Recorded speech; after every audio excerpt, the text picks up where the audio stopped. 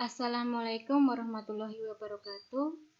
Berjumpa kembali dengan saya Ririn Setiawati, di mana pada video kali ini saya akan memberikan pembahasan terkait dengan soal-soal yang berkaitan dengan persamaan diferensial eksak. Kita ingat kembali persamaan diferensial mx, y dx ditambah nx, y dy sama dengan 0 disebut persamaan diferensial eksak jika memenuhi turunan parsial m terhadap y itu sama dengan turunan parsial n terhadap x. Ya, jika persamaan diferensial mx, y dx ditambah nx, y dy itu sama dengan 0 merupakan persamaan diferensial eksak, maka untuk menentukan solusinya terdapat dua metode. Metode yang pertama adalah menggunakan teorema di mana solusi dari persamaan diferensial eksak mx, y dx ditambah nx, y dy sama dengan 0 itu adalah satu keluarga parameter dari fx, y sama dengan c yang memenuhi turunan parsial f terhadap x itu sama dengan mx, y dan turunan parsial f terhadap y itu sama dengan nx, y. Metode yang kedua yang dapat kita gunakan untuk menentukan solusi dari persamaan diferensial eksak adalah metode pengelompokan. Dari dua metode ini nanti mahasiswa bisa membandingkan mana yang jauh lebih mudah penggunaannya. Baik, yang pertama diberikan soal di mana bentuk persamaan diferensialnya adalah x kuadrat ditambah y kuadrat dx ditambah 2xy dy sama dengan 0. Kita tunjukkan dulu apakah benar persamaan diferensial ini merupakan persamaan diferensial eksak. Kita ketahui kalau mx, y-nya itu adalah x kuadrat ditambah y kuadrat, sehingga turunan parsial m terhadap y-nya diperoleh sama dengan 2y.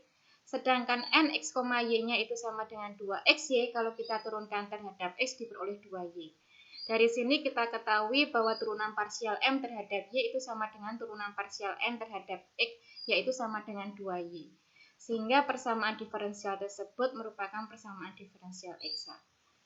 Yang kedua, di sini ditunjukkan bagaimana menentukan solusi dari persamaan diferensial eksak menggunakan teorema. Adapun solusi dari persamaan diferensial eksaknya nanti akan berbentuk satu keluarga parameter yaitu fx, y sama dengan c2.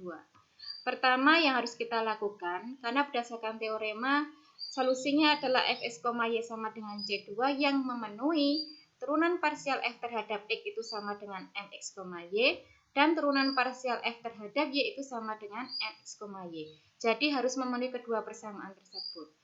Kita mengerjakannya boleh dari turunan parsial f terhadap x sama dengan m, atau boleh juga melalui turunan parsial f terhadap y sama dengan n. Bebas.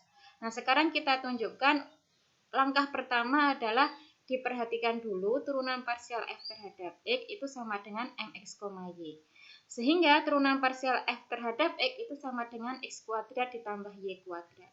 Selanjutnya parsial x kita ubah ke ruas kanan sehingga diperoleh turunan parsial fx, y itu sama dengan x kuadrat ditambah y kuadrat dikalikan parsial x. Selanjutnya kita integralkan kedua ruas. Karena integralnya adalah terhadap x, maka y-nya dianggap sebagai konstanta. Maka integral dari parsial fx, y itu sama dengan fx, y. Sedangkan integral dari x kuadrat terhadap x itu adalah sepertiga x pangkat 3. Integral dari y kuadrat terhadap x, karena y kuadratnya adalah konstanta, maka diperoleh xy kuadrat. Ditambah dengan pi. Karena diintegralkannya adalah terhadap x, maka konstantanya itu dalam bentuk y. Maka di sini dituliskan fungsi pi y. Selanjutnya diperhatikan komponen yang kedua, yaitu turunan parsial f terhadap y itu harus sama dengan nx, y. Fx, y tadi dari yang pertama kita peroleh sama dengan sepertiga x pangkat 3 ditambah xy kuadrat ditambah pi y. Sekarang kita turunkan terhadap y, sehingga diperoleh turunan dari sepertiga x pangkat 3 terhadap y itu sama dengan 0. Turunan dari xy kuadrat terhadap y itu sama dengan 2xy. Dan turunan dari pi y terhadap y diperoleh d pi y per dy itu sama dengan nx, y yaitu sama dengan 2xy. 2xy di ruas kanan dan kiri sama, maka bisa kita coret ya.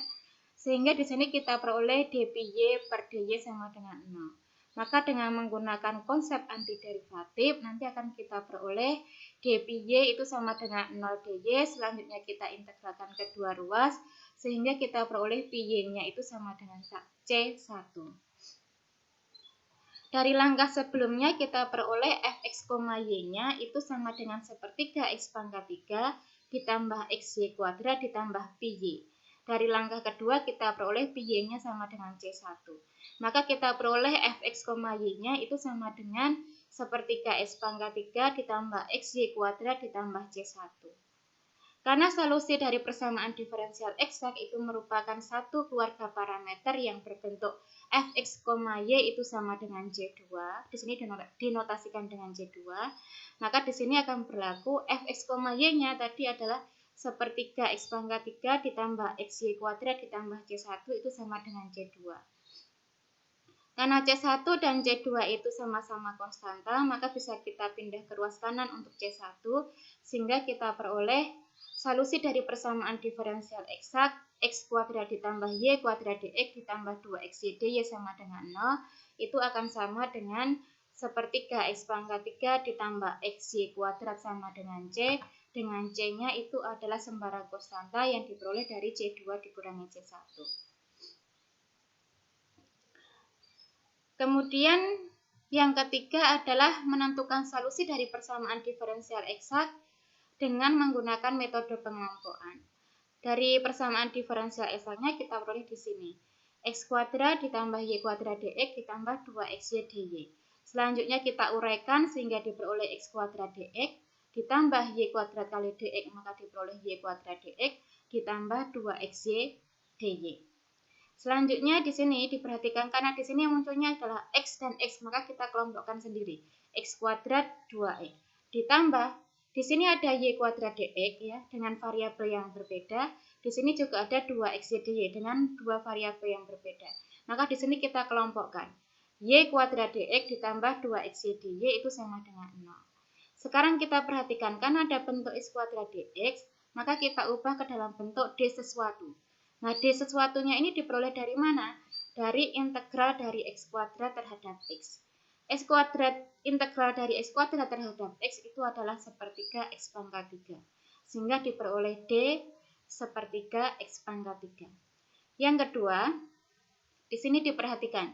Integral dari y kuadrat terhadap x, maka diperoleh xy kuadrat. Dari pihak sini kita perhatikan juga. Integral dari 2xy terhadap y, maka diperoleh xy kuadrat. Bentuknya sama. Sehingga bentuk pengelompokan ini akan sama dengan d dari xy kuadrat sama dengan integral dari 0 itu sama dengan c. Maka di sini dituliskan dc. Maka karena sini bentuknya sudah sama semua dalam bentuk d, maka di sini solusi dari persamaan diferensial eksak itu sama dengan sepertiga x pangkat 3 ditambah xy kuadrat sama dengan c. Ya, sama. Entah itu kita menggunakan teorema ataupun menggunakan metode pengelompokan, hasil yang diperoleh hasil akhirnya adalah sama. Selanjutnya diberikan soal yang kedua yang berbentuk 2x ditambah e pangkat y dx ditambah x e pangkat y dy sama dengan 0. Nah, sekarang kita tunjukkan terlebih dahulu apakah persamaan diferensial ini eksak atau tidak. Dari persamaan diferensial kita peroleh mx, y-nya sama dengan 2x ditambah e pangkat y. Sekarang kita turunkan terhadap x.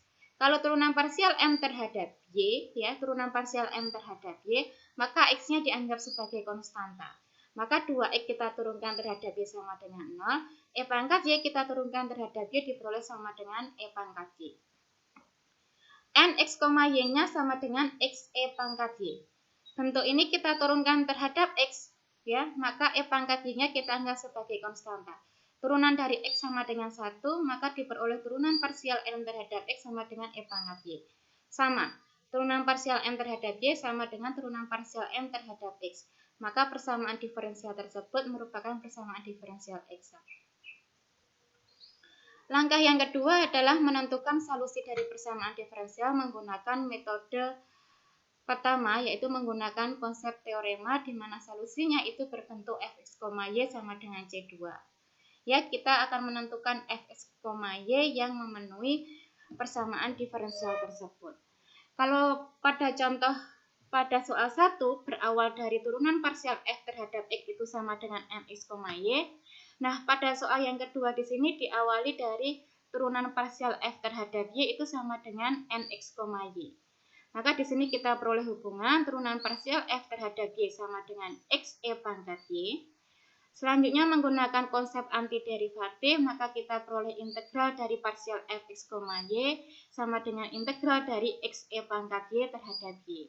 Sehingga kita peroleh fx, y itu sama dengan xe pangkat y ditambah dengan suatu konstanta dalam x yaitu px. Nah, kita perhatikan di sini bentuknya adalah xe pangkat y diintegralkan terhadap y. Maka x-nya dianggap sebagai konstanta.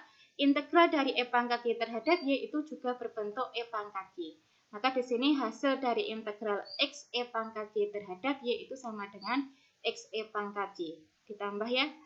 Ditambah dengan px. Dilanjutkan dari kriteria yang kedua yaitu turunan parsial f terhadap x harus sama dengan mx, y.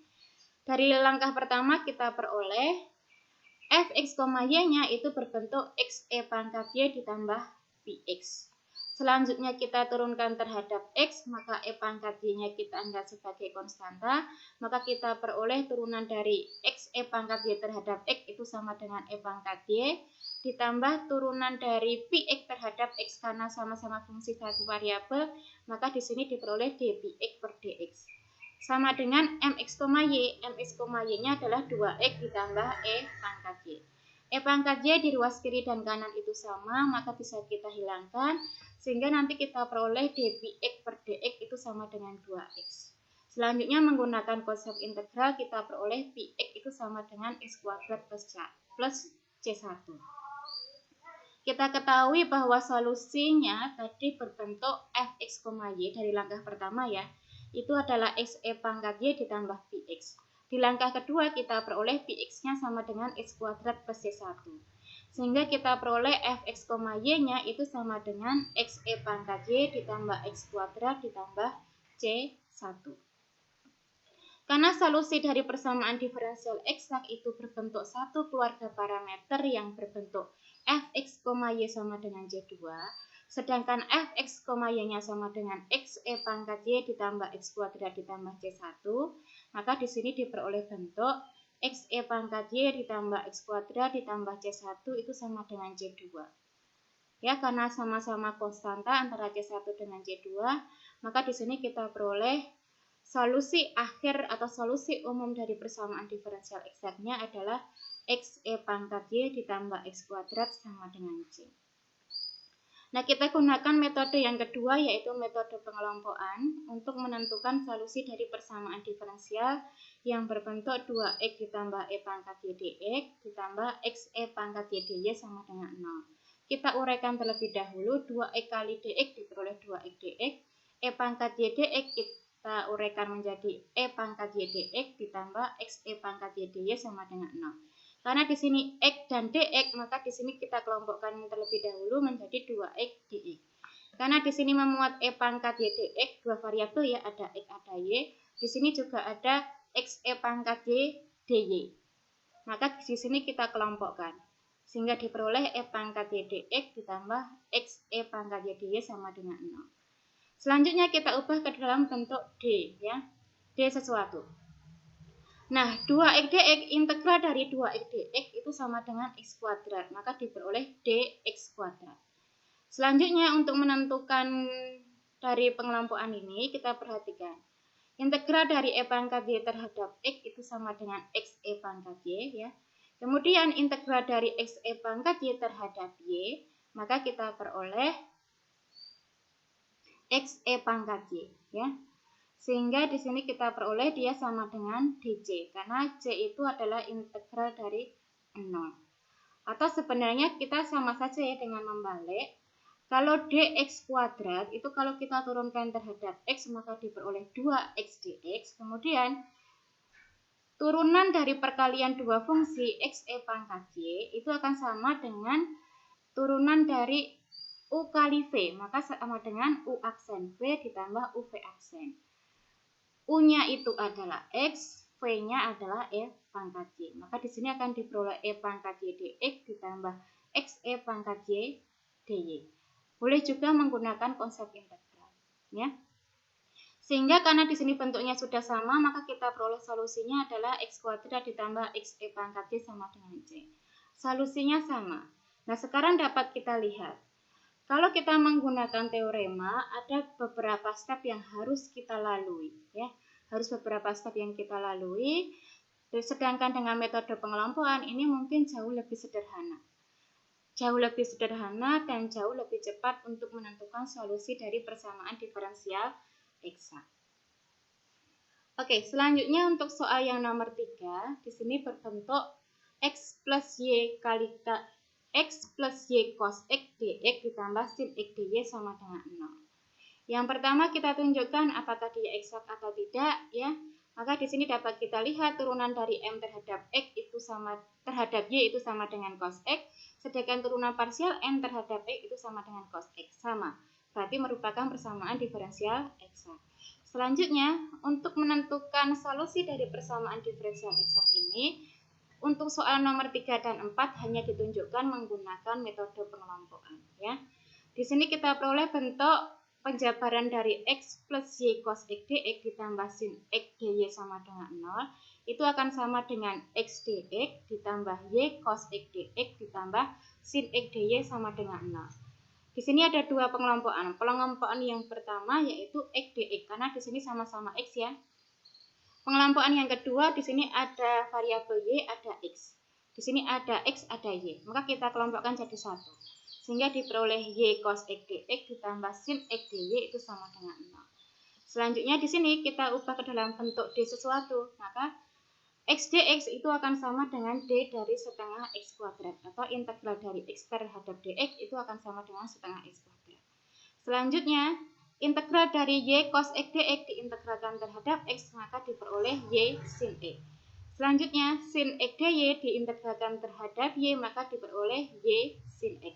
Bentuknya sama, maka di sini akan sama dengan D dari Y sin X, sama dengan DC, sehingga diperoleh solusinya adalah setengah X kuadrat ditambah Y sin X itu sama dengan C. Soal yang keempat adalah diketahui persamaan diferensialnya dalam bentuk X plus Y plus 1 dx ditambah X dikurangi Y ditambah 3 dy sama dengan 0. Dengan teknik yang sama, maka dapat kita tunjukkan kalau persamaan diferensial ini merupakan persamaan diferensial eksak. Selanjutnya untuk menentukan solusi digunakan metode pengelompokan. Nah, kita jabarkan di sini sehingga kita peroleh X dx ditambah Y dx ditambah dx ditambah X dy dikurangi Y dy ditambah 3 dy. Kita perhatikan di sini, suku yang memuat dua variabel di sini ada Y dx dan X dy. Maka di sini kita kelompokkan jadi satu. Yang lain dikelompokkan masing-masing. Sehingga kita peroleh X dx ditambah Y dx ditambah X dy dikurangi Y dx ditambah dx ditambah 3 dy sama dengan 0. Selanjutnya dengan menggunakan konsep yang sama kita integralkan masing-masing. Integral dari X dx maka setengah X kuadrat. Integral dari Y dx terhadap X adalah XY. Integral dari X dy terhadap Y sama dengan XY. Maka diperoleh bentuk pengelompokan yang kedua ini adalah dxy. Selanjutnya di sini negatif. Integral dari Y dy itu setengah Y kuadrat. Integral dari 1 dx itu sama dengan X. Integral dari 3 dy itu sama dengan 3y. Integral dari 0 itu sama dengan C. Maka solusi dari persamaan diferensial dalam bentuk X plus Y plus 1 dx ditambah X dikurangi Y ditambah 3 dy sama dengan 0 itu berbentuk setengah X kuadrat ditambah XY dikurangi setengah XY kuadrat ditambah X ditambah 3Y sama dengan C. Demikian yang bisa saya sampaikan terkait dengan bagaimana menentukan persamaan diferensial itu eksak atau tidak dan menentukan solusinya baik dengan menggunakan teorema maupun dengan metode pengelompokan. Semoga dapat membantu kalian dalam memahami soal-soal yang berkaitan dengan persamaan diferensial eksak. Terima kasih atas perhatiannya. Wassalamualaikum warahmatullahi wabarakatuh.